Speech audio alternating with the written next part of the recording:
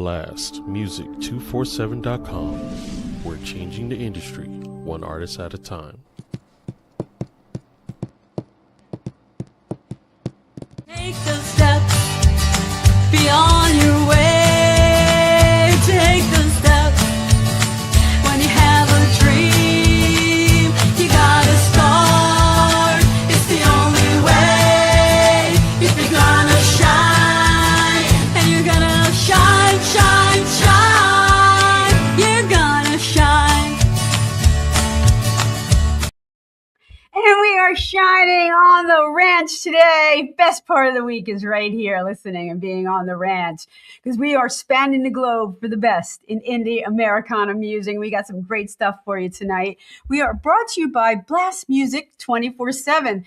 They love indie artists. They're out there really doing their best for indie artists. So if you want to listen to new music, you got to go to Blast Music 24/7. And you want your stuff up there because they really are good to their artists, and they actually will pay you for plays and things like that. They also have radios. They actually, well, next week we're going to get all into, the state of the indie artist right now and choices and things like that. We're going to be doing that next week.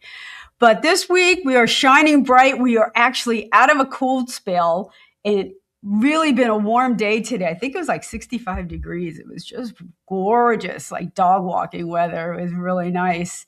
So we're going to take you. I heard the sun was out in Canada. So let's see if it's still out. Bruce, we got sun? Yep. Oh, absolutely. Just probably got another hour and a half of it. We just switched over. We just sprung ahead. Us too. Yeah. So dumb. For the last time. You guys are getting rid of it? Yeah, we're just gonna stick with it now. Oh, I wish we would. They keep talking about it and they don't do it. It's congratulations. Yeah. Go Canada. You. Well, I don't know if it's all of Canada, but it's British Columbia. British Columbia. There we go. So only British Columbia is not changing? I don't know. I haven't been watching the news. Okay. I've been too engaged in other things. I know, you're always so busy. Busy. And Well, I'm telling all our artists, the videos that we show, you're the only one that I use live video for because they're awesome. They're awesome live videos. I can't say that for all of them that come in. You can't just put up like an iPad and, call it a music video. Like, you can tell that you put some work into yours. So, well, thank you. I appreciate that. And we're going to play some songs in a little bit. But, this is your second time on here. How you been? Well, things have been, it's been quite a hard crawl back from, the strike of COVID. That it took away a 45-year career. But now that I've reached my 50th year, I'm back in the swing. I'm back to touring. I mean, this week alone, I'll be out of town for 3 days over on Vancouver Island with my band Tiller's Folly. And we'll be touring soft seat theaters and appreciative crowds. That's awesome. I know I was doing all right, and then I moved to Pennsylvania, and I can't get it back. I'm releasing music, but the touring, I did one last summer, but it's been a hard go. I'm glad you're back in the swing. Yeah, and it's taken a lot of learning. There's been a real learning curve over the last 5 years, and I've had to learn to become my own publicist. That's a tough lesson, isn't it? Yeah, it's so much of that. So it doesn't come naturally. Promoting ourselves. No, not as an artist. You the last thing you want to say is, "Look at me." Well, now I'm 65. I don't give a rat's patootie. Yeah. I can just go, "Look at me." Yeah. Come to the show. Come to the show. That's right. Yeah. No time to be shy. No time to play humble. You know what helped me? I recorded my first album in LA. with Marty Rifkin. And in LA, because the whole city is built on the industry, the entertainment, you have license to shamelessly promote. You sit next to someone at a bar, like you just, getting a drink real quick, and you're going to talk to the guy next to you, and they're going to tell you what they do in the business and like see if you can help each other. Like it's really that way. Kind of like what you and I are doing right now, minus the drink. Minus a drink. Although, Ooh. unprepared, Bruce. Oh gosh, what was I thinking? We were talking about Guinness before, so I thought you had one like at the ready. My goodness, my Guinness. We were talking about before the show. We were talking about Ireland. My trip to Ireland last summer. And yeah, that was you've so been great there. that you shared it on social media, and I just felt like, oh yeah, I need to go back. I really, it's been 40 some odd years. That's a lot. Yeah. That's a I lot. imagine it's changed quite a bit. Adair now has electricity and running water. Not sure it did in the 80s. It was just getting it in the 80s. Oh my. But Belfast, Dublin. Yeah, I didn't see as much military as you did, so I'm Yeah, happy. it was a different time. Yeah. It is interesting though. And you've been there, you appreciate it. Like, we were on a tour for half the trip, and they would tell you, oh, the pub has music, this pub has music, and for the tourists, they always play traditional music. But for the non-tourist places, they're playing like American music, rock music and things like that. Yeah, that's what I've heard. That Johnny Cash is their favorite. Yeah. Well, I can do that. You do a good Johnny Cash, I bet. I keep a close watch on this heart of mine. Oh, don't make me get the guitar off the wall. I know, you're threatening already. You're threatening That's already. right. Oh my goodness. Oh my goodness. That's good stuff. Yeah. There is a lot of music around Ireland, which, I really appreciate. No matter where you went, any little town, every pub most pubs had music. Or something. And that's how I first identified as a musician. My family still remembers back in the day when I was 4 and 5 years old. I'd be on the playground belting out rebel tunes at the top of my lungs. I were off to Dublin in the green, Hi, the bayonets, the sun and the sun. Hi, hi. And this sort of stuff. And the rest of the kids would kind of shy off and kind of give me the big hairy eyeball. And yeah, but my dad took me to see the Clancy Brothers and Tommy Makem when I was 6 years old.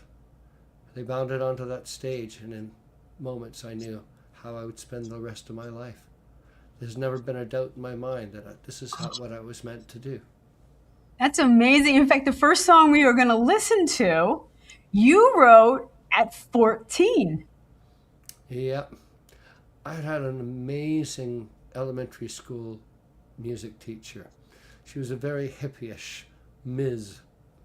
And she was really very, very, okay, you want to play guitar? Play guitar. Oh, you want to play the bass? Play the bass. I was playing upright bass in grade 6 and 7 in a folk band. And she never made me read a note. I showed up in grade 8 at high school, and the music teacher was of the, you read that note like that. It was, he had everyone singing or playing, every instrument was playing When the Saints Go Marching In. Dun, dun, dun, dun, dun, dun, dun, dun. Right. And he'd handed me a trombone. I'd taken it home for a weekend and figured out where to hold the slide to get this note or that. So they started playing When the Saints Go Marching In, and I started improvising. Well, he stopped the whole thing. He came over to tear a strip off of me. He says, "No, I told you to read the notes." And I looked at him and said, "I don't do tadpoles." and he kicked me out of band, and I left school. And my dad, I left school at 14, and my dad, sort of tough love in the day. He said, well, house rules are this: you're either in school, you either have a job, or there's the door. And at 14, I packed up my guitar and I took option number 3. I started busking on street corners in Vancouver. A much kinder time. It was the hippie generation. So, there was a lot of kindness, and I could sleep on a bus or in a park and play my guitar and make my way, pay my... You didn't talk to your parents after that, or? Well, yeah. I ended up, that first winter, I ended up taking a job as a manny. I was babysitting 2 kids. And then, my folks moved out to Alberta, and at 16 they said, oh, that whole school thing, we have a spare room, and the college is two blocks away. They said, you're welcome home. If you want to we can sign you up for the upgrading course. We want you to get your grade 12. So I showed up at Red Deer College at 16, and I started upgrading with my grade 8. And then I learned I could audit the music courses. Oh, okay. Theory, harmony, choral arranging in the style of Bach. I sat through those courses, never attended grade 8 math or socials or anything like that. I lasted about 4 months until they caught on? They caught on. They went, nope, sorry. Nope, they kicked me out of the college, and I took a job in a pizza parlor. Started working weekends in just a weekend band. Taking solo gigs out in these little tiny boon towns, anywhere I could get to on a Greyhound bus. And a rented PA. And a rented PA. Yeah. Oh, I've been to some really, really remote little towns, little mom and pop steakhouses and... Well, how much money, Bruce, how much money could you make busking back then? Well, back then, if you made $3 or $4 in a day, I mean, a full meal deal at McDonald's, you could get a Big Mac, a large fries, and a large pop for $1. Yeah. Yeah, and for $5, you could actually get a room in a hostel. Okay. So, if I did really well, I wouldn't have to. I'd have something in my pocket. Right. And food in your belly. Yep. Okay. I can see the... Go ahead. Oh, it was a really neat time in the folk music scene because, the beaches would have drum circles and song circles. And they'd have open mics at these little folk clubs that, a kid of 16, oh yes, well, get up and do a song. So it was a really good time for that sort of, learning from the streets up. Right. Yeah. I mean, you see, I belong to the folk community up here, the Folk Project in New Jersey, and in Morristown, and it's just the most organized community of musicians. They just have all kinds of activities always going. There are song circles, open stages, songwriting, and I mean, it's just such a welcoming community. Yeah, and you have to engage. Music is all about community. I don't, pop music these days, they got AI produced or, get this beat, lay this. I mean, they can produce their own song on their iPhone. They can, program in a beat and start just and out comes, to me, it doesn't create community, and nothing brings people together better than live music in one form or another, whether it's just acoustic on the street corner. People gather around and there's a sense of, wow, that's so cool. We're a community. But what's interesting about, Gen Z and Gen Alpha is they gather online. They consider that their community, and they actually are anxious. They're as a group about socialization. I don't know if it's just the aftermath of COVID of how they were raised, whatever, but Well, it allows you to commute to, get in touch with people that you wouldn't generally pass in the supermarket. right. People who share distinct interests that you have. Mm-hmm. So there can be community online. I mean, you're a perfect example of that. Building community. Building community, and that's what it's about. Right, So, right. And no matter what, I like, there are communities of musicians that I love to network with, but there's nothing better than connecting with your fans.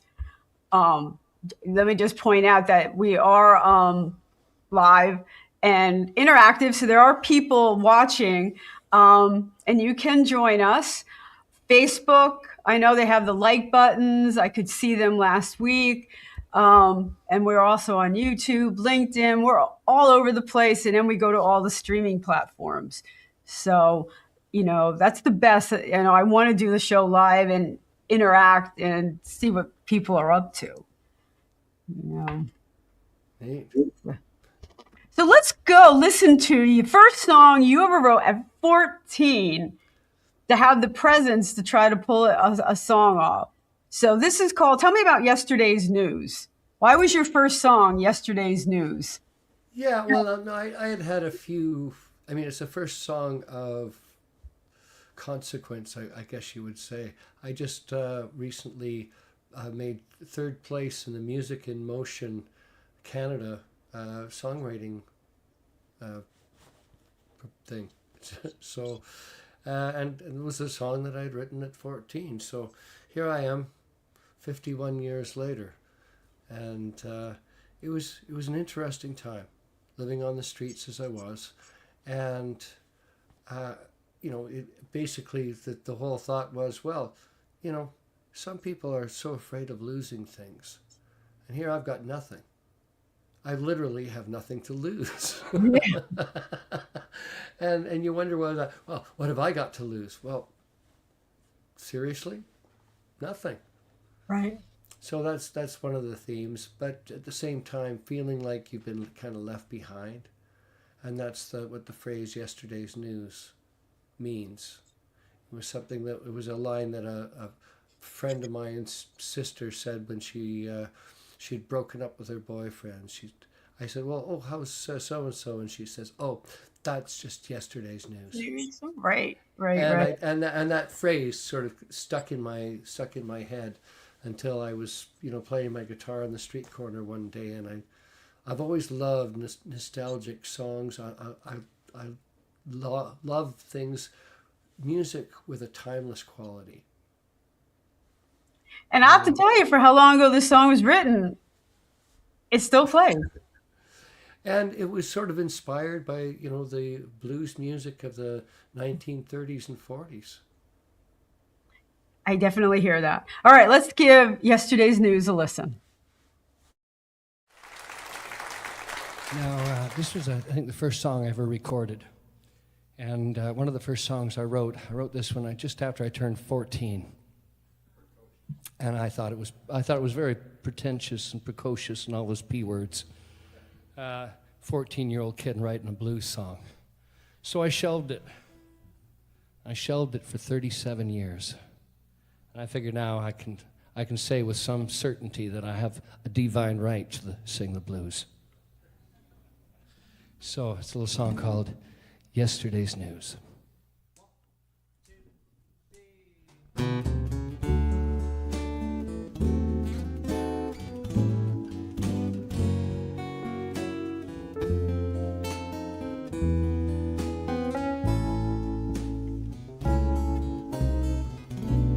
Ain't this a fine time? I got the blues. I I should be dancing, holes in my shoes. When you got nothing, then there's nothing to lose. I feel like yesterday's news. I'm in the wrong place, wrong time of year. Not much of anything happens round here. Late nights and the footlights, paying your dues. I feel like yesterday's news. Nothing but gray skies and rain overhead. Nothing but dark nights alone in my bed. Feels like this heart of mine's been battered and bruised. Feels like I've been used, worn down and abused.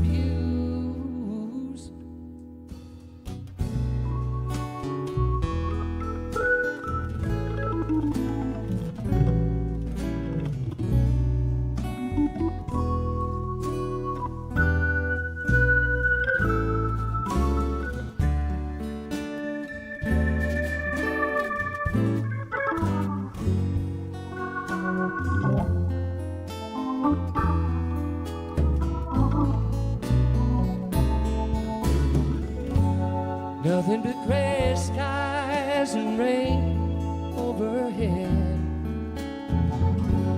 Nothing but dark nights alone in my bed. Feels like this heart of mine's been battered and bruised. Feels like I've been used, worn down and abused. I'm in the wrong place, wrong time of year. Not much of anything happens round here. Same old sidewalk, same old lonely avenues. I feel like yesterday's news. Yesterday's sorrows and yesterday's blues. I feel like yesterday's news.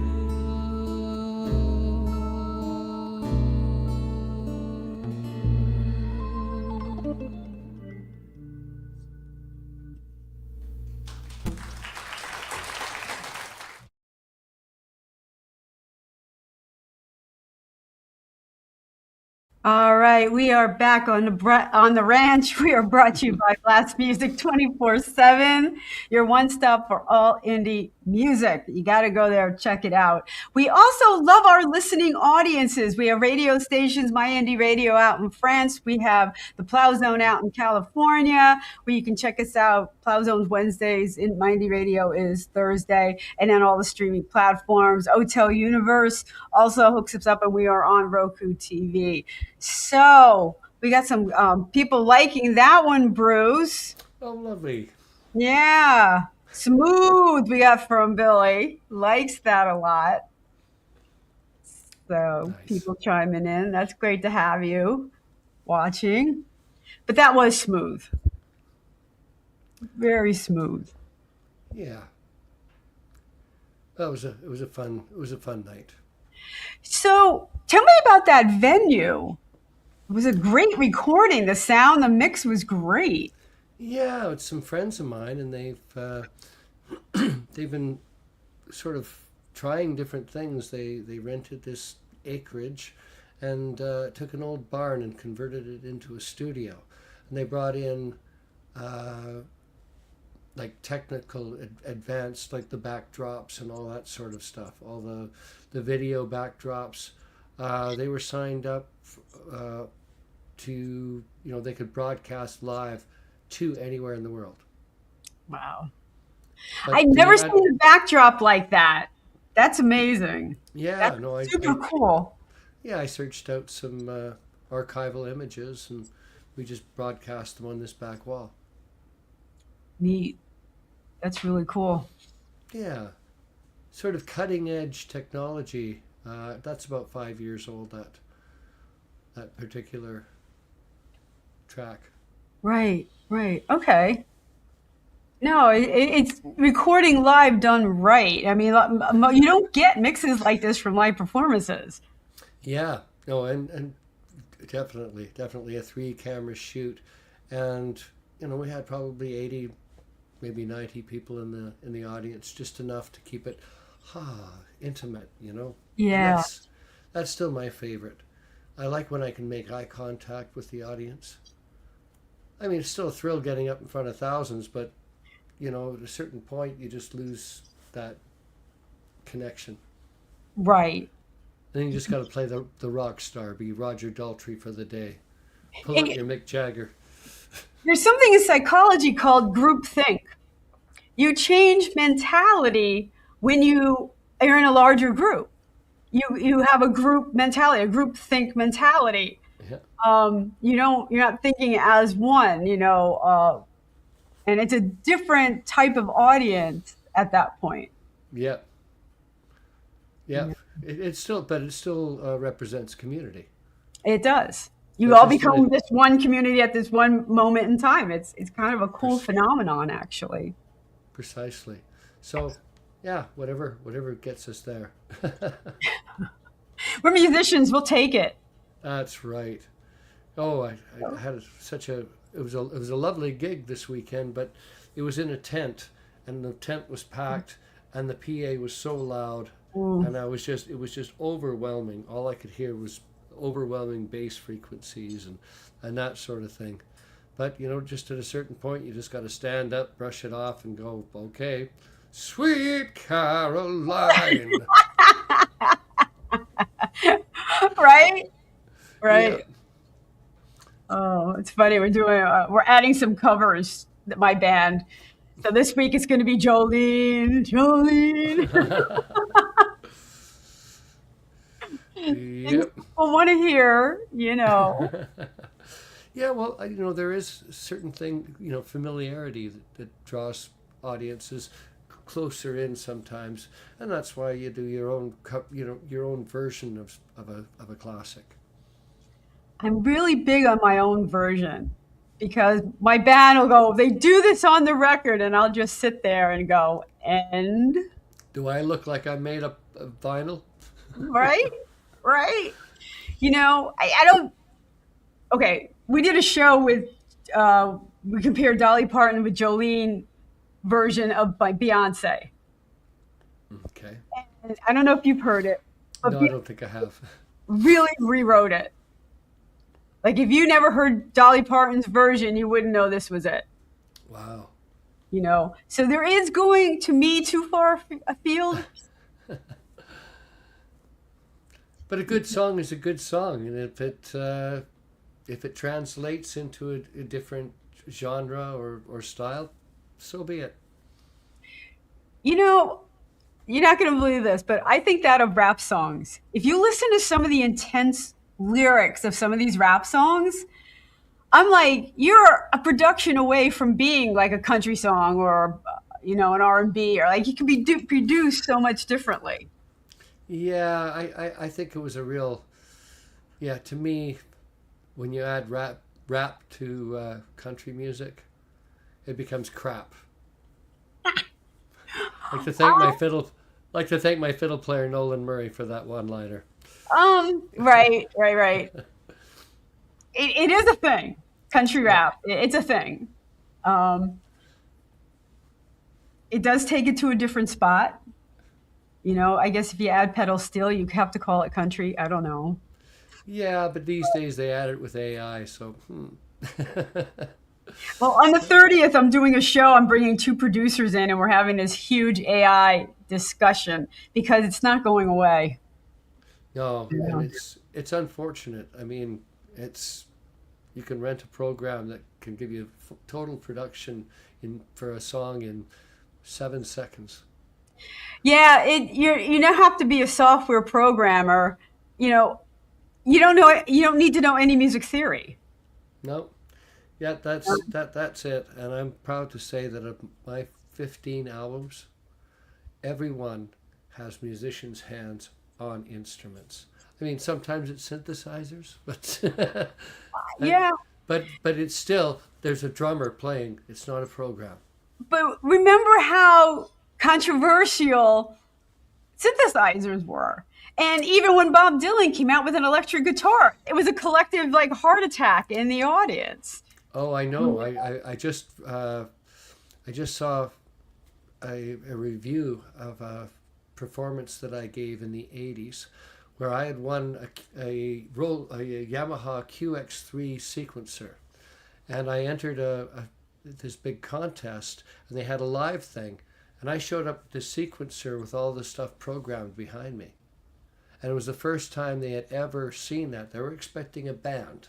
And I stepped on, pressed play, and had an artificial band behind me. That was 1988, and that caused a controversy. Holy cow. However, cow. Yep.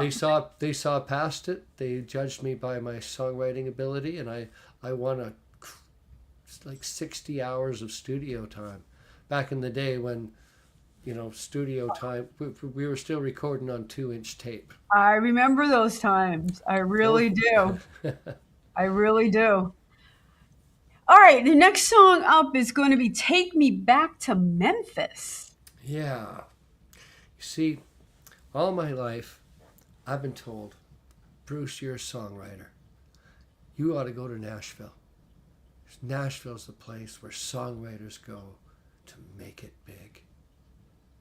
So, 15 years ago, I turned 50, and I decided if there was a time, it was now or never. And my band and I, Tiller's Folly, we signed a 3-year management deal out of Nashville, and we started touring throughout the South. And just all the different influences, the different flavors of music varied from state to state to, as did the flavor of barbecue. They take their barbecue very seriously down there. Yeah. Well, the music changes. It has different, sort of regional flavors, like the barbecue does. So, so I started writing songs in those because I love to immerse myself in a genre or a style of music and try and find my own voice within. But after 3 years, unfortunately, all the groundwork that we had done to get the interest of record labels, and we had the interest of a few record labels, and that was when the world went from CDs to streaming, and all the labels went, hold on, I don't know, I don't think we can do this. Right. So I had to quit the 3-year contract, and so I wrote this song because I was like $50,000 in credit card debt after my 3 years experience, and single income family of 4. Ooh. So I put it into a song, and I just pictured myself, just the guitar and the shirt on my back, thumbing out of Nashville, the broken. Now where would I try next? Okay. Memphis was kind of interesting. And the style of the music had a really unique sort of sound. So I tried to capture that, and the story I just told you. All right, let's go to Memphis. Take me back to Memphis.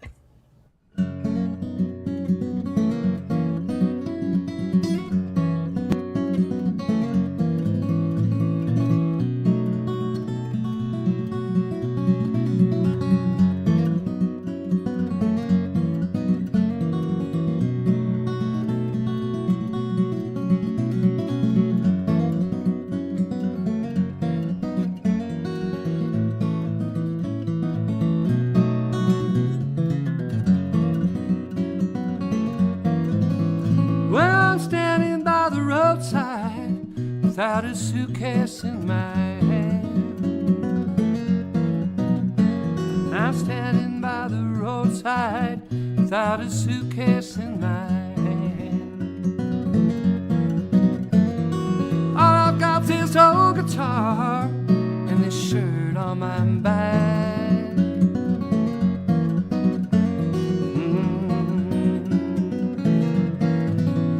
Well, I'm thinking about the roadside, got those Highway 40 blues. I'm leaving out of Nashville, got those Highway 40 blues. Not a penny in my pocket, I got holes in my shoes. Yes, I do. And those freight lines wind by like some old steel guitar. No matter where you go, you're always where you are. Take me back to Memphis. Take me back to Memphis.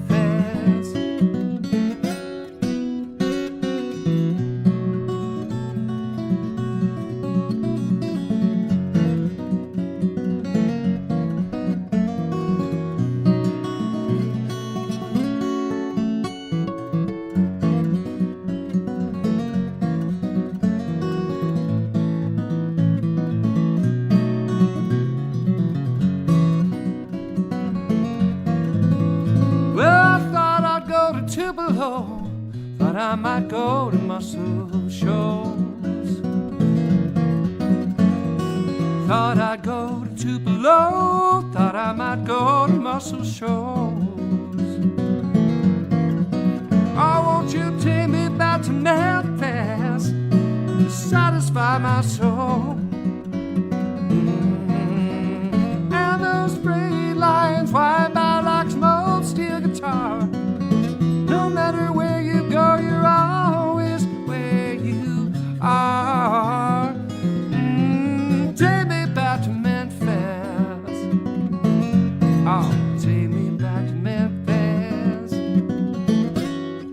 Take me back to Memphis.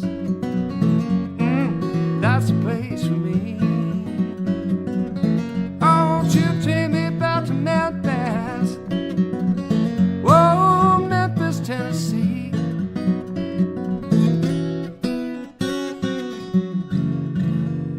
Oh, take me back.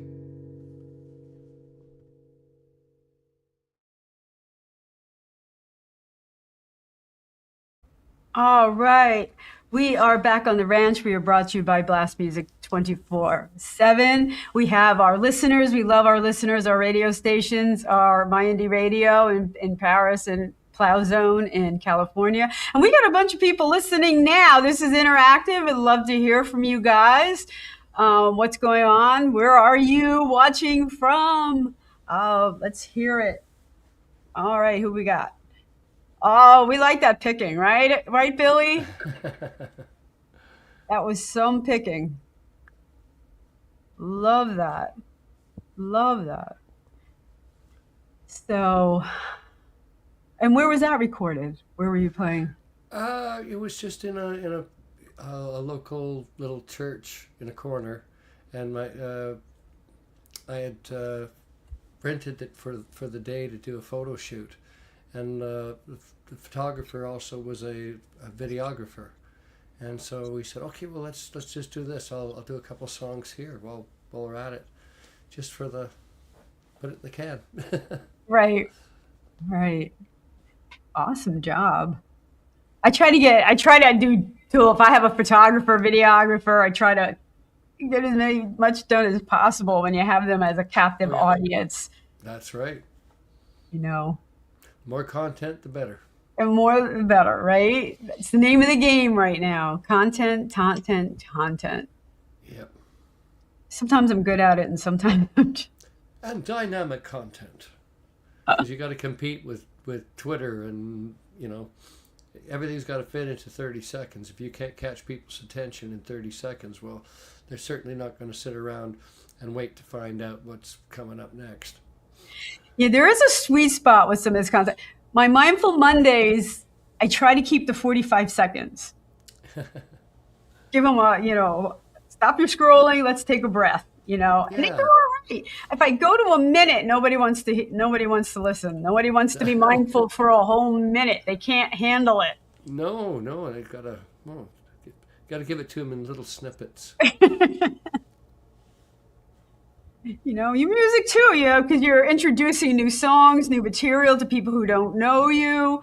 You want to give them little pieces.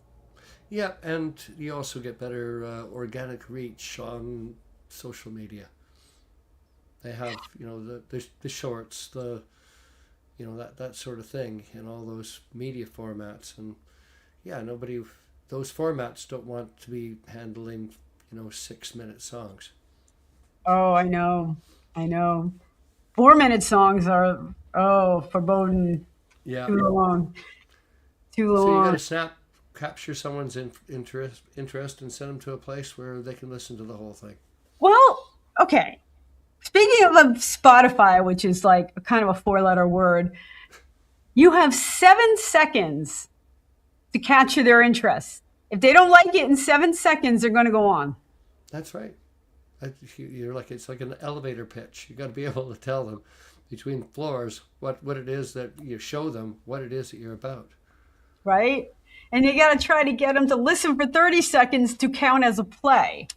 So we can get our 0.0003 cents. That's knock on wood. Got to have that 0.0003. Yeah, and I'm sure grateful for platforms like Bandcamp.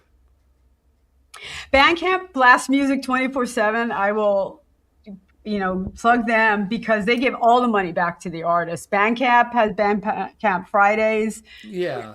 And even when they're taking a commission, it's a great platform because people can listen to your music for free. And if they decided to support their artist, they like that, they can download a song for $1 or $1.50. Right. And that helps support the artist in this day and age. Yeah. Plus, if you want to, you can send for that same $1.50, you can send a song as a gift to somebody, almost like a greeting card, only cheaper. That's amazing. That's a great idea. Yeah, and that's something that platform allows you to do. You want to send somebody, that song, that reminds me of my friend so-and-so and that time. Send that song. I miss mixtape days when somebody would, they like you so much, they give you a mixtape or they give you a CD of like songs. What are they going to do? Send you a playlist? Like that's no, that's just. Well, I've been going through my 15 albums plus, because back in the 80s, as controversial songwriting king of the West Coast, I was on about a dozen of these little mixtapes that different radio stations would put out. Yeah. Who's our best local artists in country this year? And I'd show up one year in country, and the next year I'd be in the rock station, and then doing big pop and all that sort of stuff. So I just put that journey together on my website, songsmith.ca.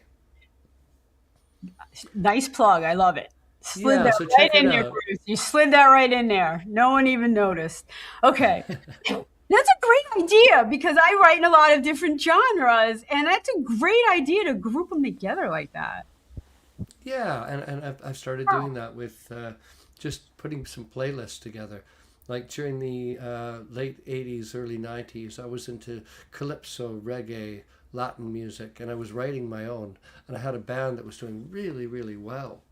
So I put together a playlist for people to do housework by. Okay. So I'll send you a copy next time you're doing your dusting.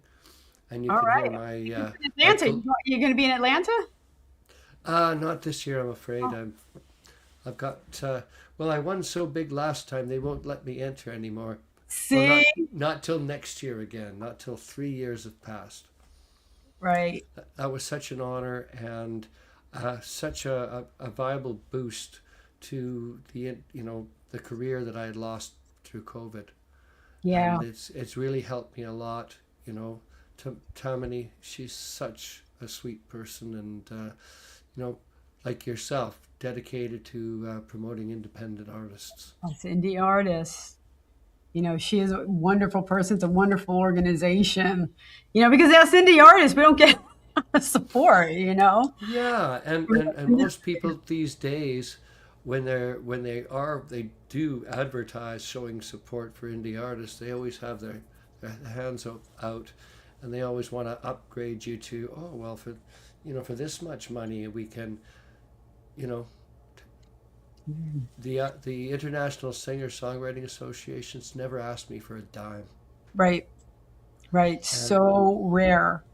And invited me to just great adventures. That trip down to Atlanta was returning to the South after a dozen years.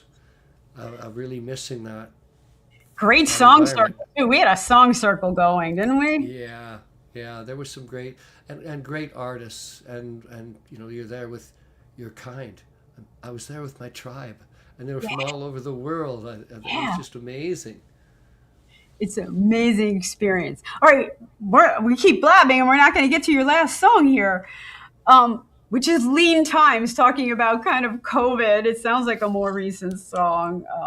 Yeah, it was from before COVID, but during COVID, it really took on a whole different level of poignancy. I'd written the song about our older generations, our aunts and uncles, our grandparents, and at a certain point, a lot of them lose connection. They're squirreled away somewhere, and they lose connection. And this song was meant to promote reaching out. Drop by with a coffee, phone them up, send them a card, whatever it is. Show them that you're still there. If you can engage with them, because back in their day, it was all about community. We've lost so much in that, with the sense of community. We don't greet, don't make eye contact as we pass strangers on the street. It's just a terrible thing. And I just thought, well, back in the day, in your grandfather's day or your parents' day, community meant a lot, and they would have been there for me. So, I need to reach out, if that's, like I said, even just dropping by with a cup of coffee, or getting them out, for breakfast somewhere. Right. So that's the heart of this song. And it definitely applied during COVID. It was lean times all over the place, And so many of those people, that sort of went underground back then haven't come back. They haven't come out. Yeah, it's true. It's true. Especially our seniors community. Right.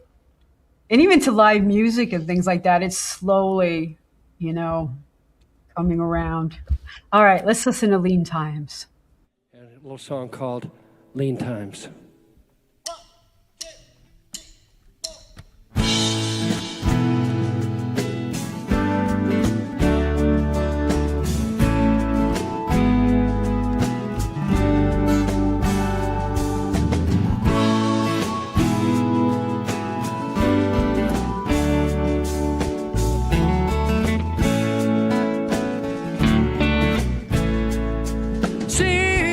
Such a long time, I hope you're doing well. Me, I guess I'm doing fine. Some days it's hard to tell. Times I feel my life is passing me by, and I feel like letting go. I don't know why, but in the meantime, you could lean on me. When your world is troubled, I'd be as near as I can be. And when it gets so hard, I'll be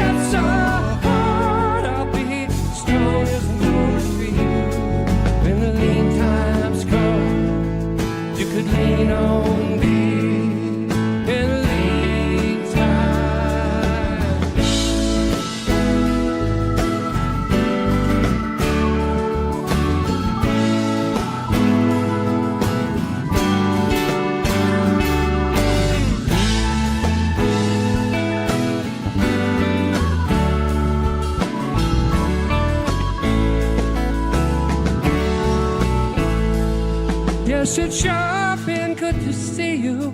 I wish you all the best. How I'll keep on keeping on seems it's anybody's guess. These days I feel like I've got nothing left to say. Just turning over pages, turning down days. But in the meantime, you could lean on me. When your world is troubled, I'll be as near as I can be. And when it gets so hard, I'll be strong as an old tree. When the lean times come, you could lean on me. Oh, when the lean times come, yes, you could lean on me. When the lean times come, you could lean on me. In the lean times,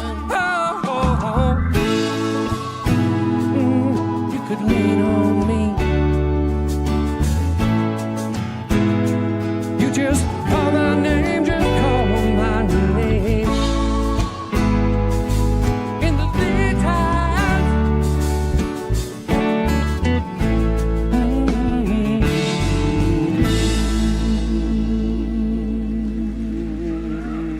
Thank you so much.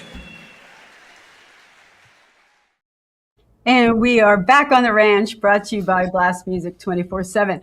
Hey, any indie artist out there, if you want to be on the ranch, just go to my website, randieoneil.com/shows, fill out the form, and we'll get you on. We got people chiming in about that one. Rye Videos is like another fabulous show and guest. Thank you, Randie and Bruce. Oh, thank you guys for chiming in and listening. Billy likes that one too. Well done. Well Nice. done. Inspirational. Love that. Love that. So, Bruce, what do you got going on? Well, I've got a number of things. My Celtic group, Tiller's Folly, we're on tour this weekend.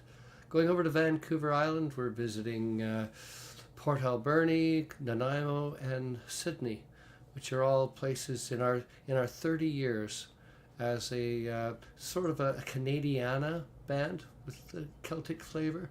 Okay. Very close to Americana. It's sort of Pacific Northwest America, Canadiana. No, I agree. I agree. And I've been promoting, well, we started performing these songs I'd written about history-based songs about the Pacific Coast. And we started playing them in schools 30 years ago. And I was asked to create a study guide to tie them in with the curriculum. So I came up with this study guide called Stirring Up Ghosts. And we played hundreds of schools throughout the province and teaching kids, giving them an appreciation for our local heritage and history. What a And- fabulous idea. Yeah, Bruce, so very so clever. now I've been doing it for 30 years. We've recorded 30 songs of BC history, and I've put together a site called stirringupghosts.ca and started producing songumentries. So songumentary is a song based on history, and then I'll do a documentary short to introduce the story behind the story. Behind Yeah, the I song. agree. We got comments coming in that's just brilliant way to teach. You want kids to listen and appreciate history. Put it Yeah. to music. We called it edutainment. Educate. Edutainment. And again, you've got to keep it very dynamic, and you break it down into those little 30-second things. So check out stirringupghosts.ca if you're at all interested in Pacific Canadian culture, because it's something that has been overlooked. Again, from being from the Irish sort of background, the bardic tradition was always a big part of the music. Right. Preserving your history and your culture in song. And that's the origin of a lot of Irish music was set to, history of it and keeping, events alive and retelling, a storytelling.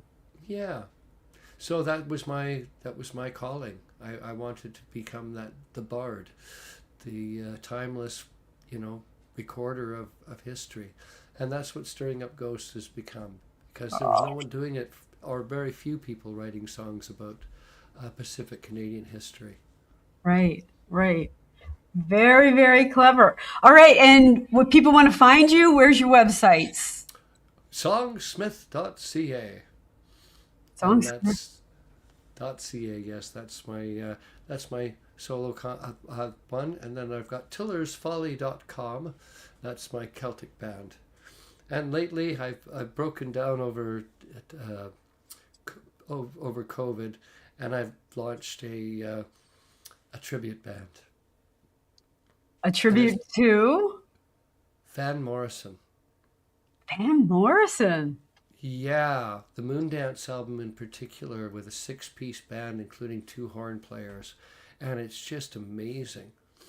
And people just respond. We're packing houses.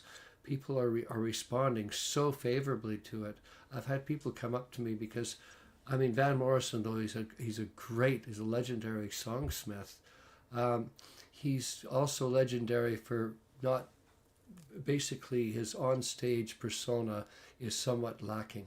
Kim agrees. She thinks that's a great album. We got some. It's an amazing album, and I've had people come up to me, wait for me off the side of the stage, and just tell me, "Hey, I've seen Van Morrison live 4 times, and I enjoyed your show more." We sound just like the album, and apparently live, Van has lacks somewhat in charisma. I think that about Dylan too, but yeah. And anyhow, it's proved something different. It's something I appreciate. It's a challenging book of songs to sing. Yes. Van Morrison in his heyday had an amazing soulful range. Right. One of my major influences too. So there you go. All right, we are running out of time. Thank you, everyone who is watching. We are here every Monday night going live. Next week, we're going a sneak peek behind the industry a little bit, talking to some industry kind of movers that are helping the indie artists. So check us out next week. We will be back on the ranch. Okay, well, I'm on the road, don't know where it goes. I'm on the road, follow your heart, it won't let you down. Follow your heart, take the steps beyond